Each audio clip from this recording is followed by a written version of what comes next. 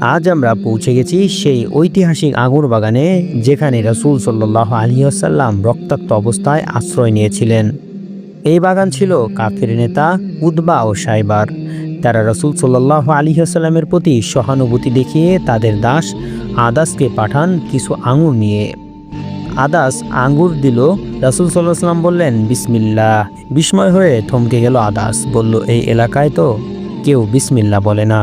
রাসূল সাল্লাল্লাহু আলাইহি ওয়াসাল্লাম জিজ্ঞেস করলেন, তুমি কোথাকার লোক? আদাস বলল, নিনেভার। রাসূল সাল্লাল্লাহু আলাইহি ওয়াসাল্লাম বললেন, তাহলে তুমি আমার ভাই ইউনুস আলাইহিস সালাতু ওয়াসাল্লামের জাতির। এই কথায় কেঁপে উঠল আদাস। বলল, আপনি কিভাবে জানলেন ইউনুস আলাইহিস সালাতু ওয়াসাল্লামকে? রাসূল সাল্লাল্লাহু আলাইহি ওয়াসাল্লাম বললেন, তিনি নবীজি ছিলেন, আমিও নবী। এই বাক্য শোনার পর আদাস আর নিজেকে ধরে রাখতে পারেনি।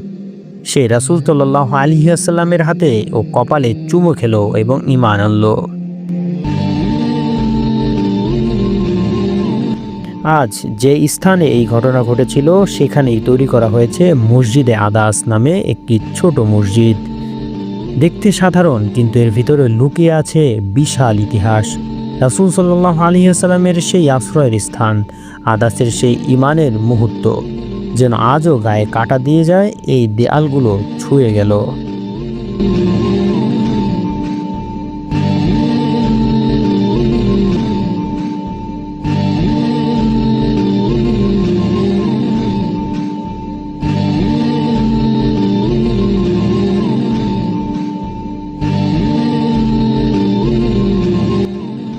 আজ তায়েফ শান্ত, সুন্দর, সবুজ পাহাড় ঘেরা এক